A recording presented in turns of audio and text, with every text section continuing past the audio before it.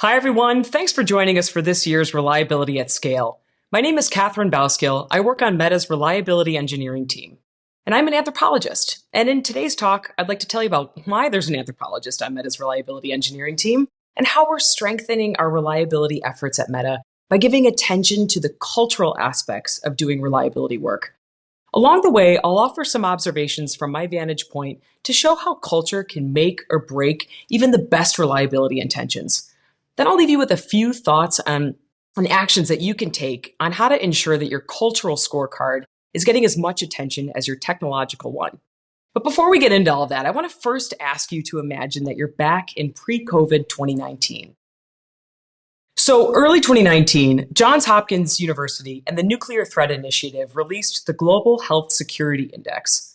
The index is a comprehensive tool to assess different countries' capacity to handle health threats like infectious disease outbreaks.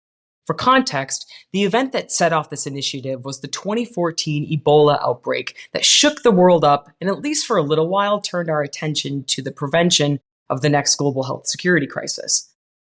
The index looked at a host of indicators like real-time surveillance and reporting, medical countermeasures, personnel deployment, and risk communication, all in the name of preventing, detecting, and responding to infectious disease threats.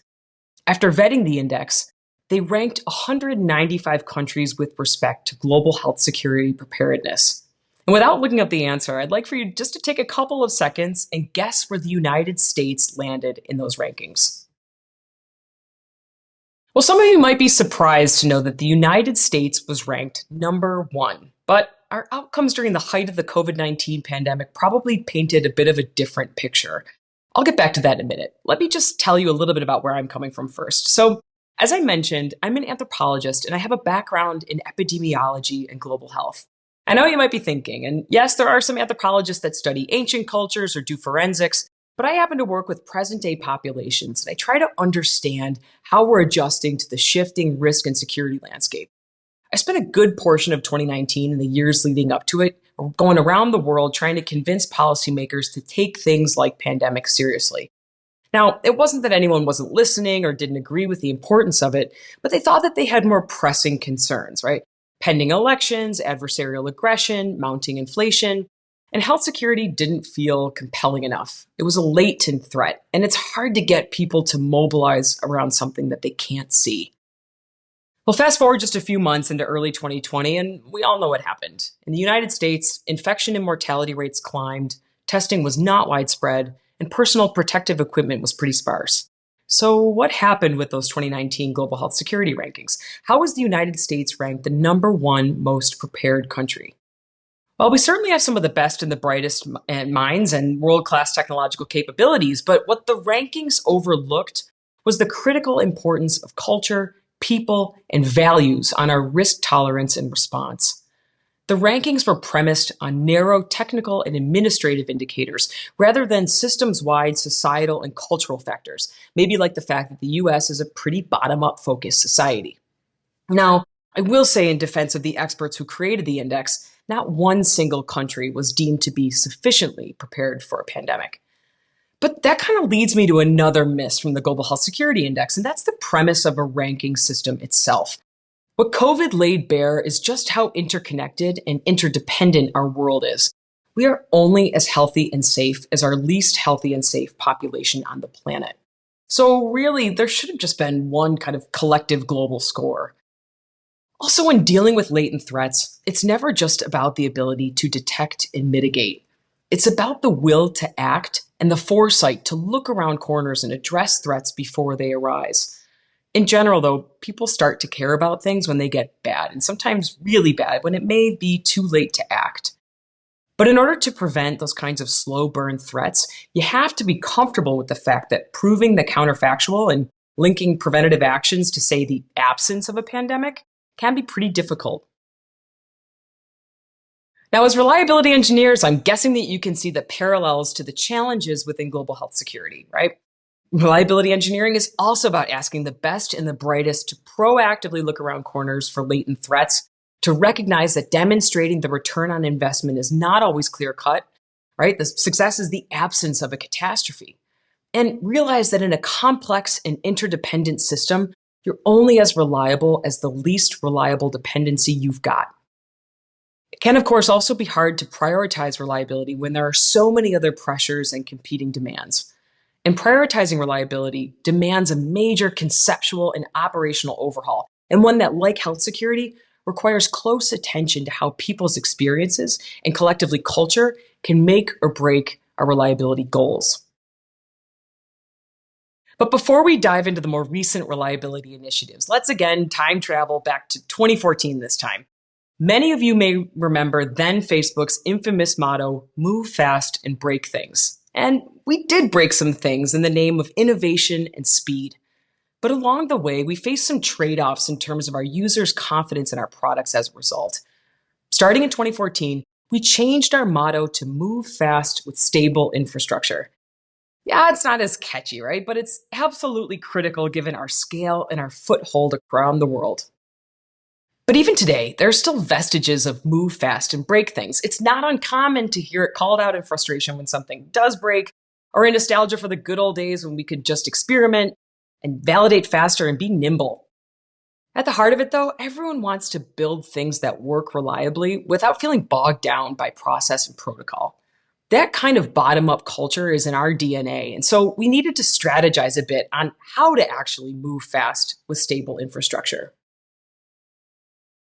Enter Meta's reliability engineering team. So reliability engineering was founded in 2019 to be that strategic engine of Meta's stable and reliable infrastructure. These unsung heroes who founded it created a solid foundation through direct outreach across our infrastructure to stress the importance of reliability and improve our preparedness and response. But over time, the reliability engineering team recognized that they needed to tap into Meta's internal culture to fully understand and appreciate how we can make reliability a fundamental aspect of our work, not an afterthought, but something that's deeply tied to how we build our systems. So much to my delight, they enlisted me as a researcher invested in culture change to help find ways to make reliability commonplace and to systematically track our progress towards this goal over time. So, as I was trying to design an initial study on reliability at Meta, I thought about some of the common challenges of culture change and lessons learned from my global health security days. First, around the world, we had gotten into what Stephen Morrison and colleagues have called the cycle of crisis and complacency, right? So, right after every major health scare, policymakers and practitioners were pretty keen on saying, we can never let this happen again. But then support would eventually wane, we'd get complacent, and it would take another crisis before we mobilized again. We could say the same with major outages across the tech industry. And unfortunately, reason and logic seldom help us break that cycle. Another thing is that, relatively speaking, humans aren't great at assessing risk. We rely on heuristics that fit our mental models about how things should be or how we want them to be, even when it's not really in our best interest. We tend to focus on the tangible things that are right in front of us, not what could be, even if it's likely. And we all have our blinders, and we generally don't change our perception without some kind of extrinsic motivation. The third thing is that culture is a really powerful tool. Well, what do I mean by culture? I mean the shared set of social norms, values, rules, customs, rituals, symbols, and organization that form the template of our everyday life and shape our motivations. One aspect of culture that's relevant to today's discussion is that modern day people, right, all of us, operate across multiple cultures. There's the country or countries where we grew up, the country we live in now, and important to this discussion, the places we work. And in each one of these settings, different cultural aspects hold different weights. At work, for example, we want to feel incentivized, we want to feel rewarded, and reassured that our contributions are valuable. We want to make an impact. However, impact is defined by leadership. And there's another universal truth about culture, and that is if you want to change it, you have to fundamentally understand the experience of a particular phenomenon. In this case, the experience of reliability at Meta. You can't rely on the experts to say how it should be done. Rather, you need to be in tune with how the on-the-ground engineers describe what it means to them to engage in reliability work, the perceived trade-offs in performing that work, and the things that block or facilitate them along the way.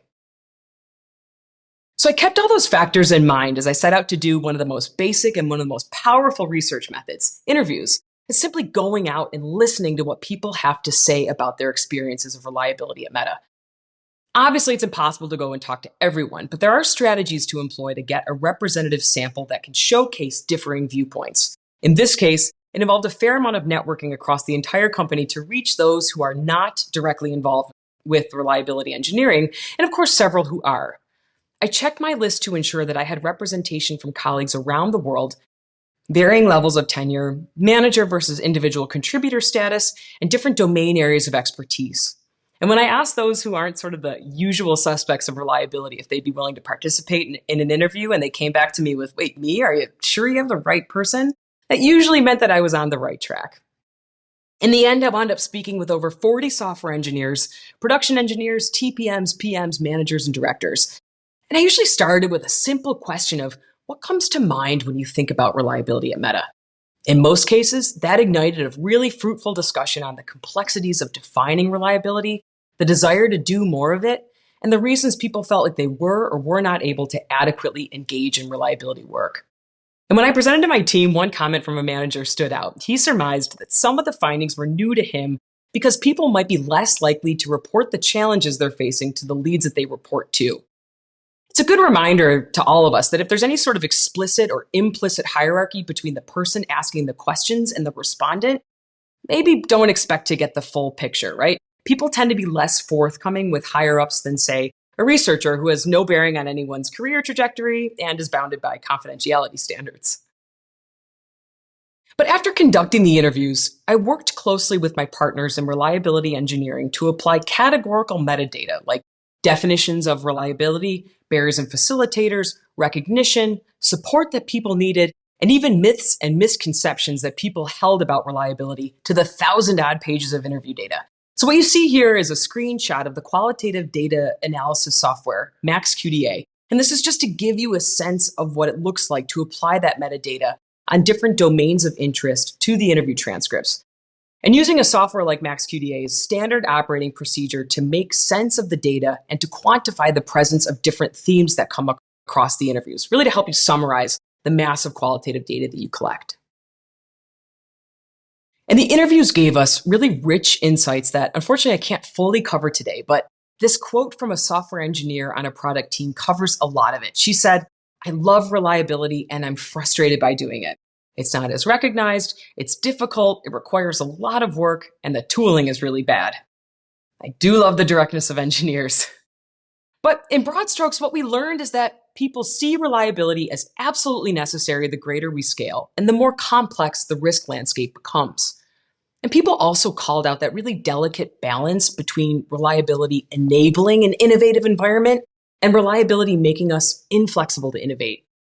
Also, since we haven't fully realized this goal of making reliability a first-class value, much of this work still hinges on a group of champions who are driving reliability gains.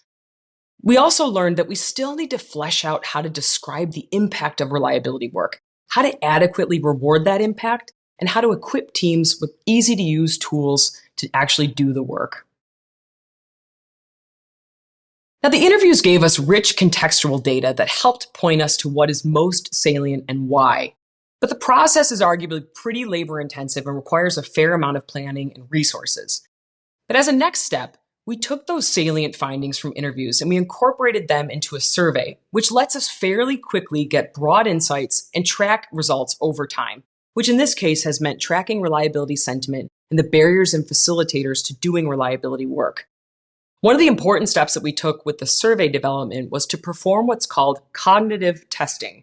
It's essentially a way to ensure that the questions were interpreted by respondents as we had intended, the response options were appropriate, and that people could complete it within a few minutes max. And so far, we've collected 3 waves of survey data that are helping us track changes over time, identify any correlations to the strategies employed by reliability engineering, and to figure out where we still need to be doubling down on our efforts. I'll present just a few of the survey findings from one of the waves here. As you can see, most respondents say that their teams value reliability work, and most agree, though, that we should be doing more of it. And about half noted that it's hard to find which reliability gaps to address. And from a list of barriers, respondents noted that competing priorities, dependencies, and complexity of our underlying system and difficulty measuring reliability were top barriers to doing reliability-related work.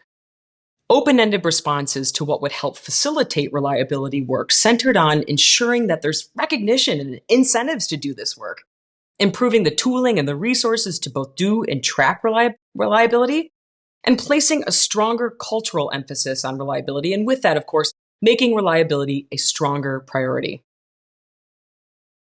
But we wanted to look more closely into the perception that reliability would not be as recognized or rewarded in our performance as, say, other types of work. So together with my colleague, data scientist Tao Yang, we triangulated the data showing this perception against our actual performance data. Now, it's not that straightforward to access that kind of data set. So as with all of this, plan ahead and budget the right amount of resources and time if this is something that you'd like to explore. But what we found was really interesting. We found that reliability recognition in our performance reviews has actually been increasing over time, and it's correlated with higher performance ratings. So there was a real gap between recognition and perceived recognition. And together as a team, we reasoned that more systemic changes might help close that gap. Now, part of this gap relates back to the challenge I mentioned about it being difficult to link proactive reliability efforts to, say, the absence of an incident. In interviews, developers and managers alike stressed that they needed the reassurance that reliability work would formally count as impact. So our reliability engineering leaders used the qualitative and quantitative data we collected to influence internal policy on expectations of developers across their levels to explicitly include reliability. And we're still waiting to evaluate the full impact of that change, but early signals from our latest survey show that developers are perhaps still a little cautiously optimistic about the shift, which means that we will have to stay committed to a focus on reliability recognition as a core component of our work and continue to track these perceptions over time. And still, it's encouraging, though, that we're closing in on this recognition piece of culture building. But another recurring theme was needing to know how to actually do the work and how to measure reliability. With so many different facets of reliability, it can, of course, be difficult to know where to begin. That meant that we needed to devote some effort towards guidance on how to both start a 0-to-1 reliability program and augment an existing one. There's, of course, no one-size-fits-all format for reliability, so we needed to help teams define what it means for their service to be reliable, the proper ways to measure it, and the right thresholds to set to know when reliability might be falling short. We initiated a reliability measurement program to help organizations determine service level objectives that match their customers' expectations and to track the attainment of these SLOs over time.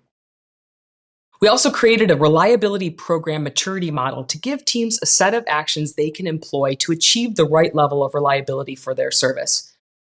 And the interviews reinforced two fundamental cultural aspects of Meta that we really wanted to stay loyal to.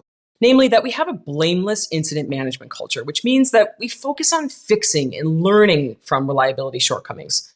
And also that we want to empower teams to determine their own priorities, not to be heavy-handed, but to give teams a sense of ownership over how they want to incorporate reliability into their goals. So these are just a few of the initiatives we've taken, and you'll hear about several more today from my colleagues. And really, in my opinion, we're just getting started. And if you're looking to build or refresh your reliability program, I hope that you'll see culture and just gaining an understanding of what it is that motivates people as a really powerful tool that you can leverage to increase the value of reliability engineering. And like reliability engineering, the work of being in tune with your internal culture is never complete. Systematic tracking of reliability sentiment has helped us focus on where our efforts are driving down those barriers to reliability and where we need to continue our efforts. The risks to reliability are only increasing, and with a long list of competing priorities, we're all vulnerable to falling back into that cycle of crisis and complacency. I'd encourage you to keep an open and curious ear to the ground for how your teams are adapting to those risks. Ultimately, remember that culture is our most versatile tool that we've got, and it might just be the catalyst to help us adapt to an ever-evolving set of complex reliability risks. Thanks very much for this opportunity, and please don't hesitate to reach out.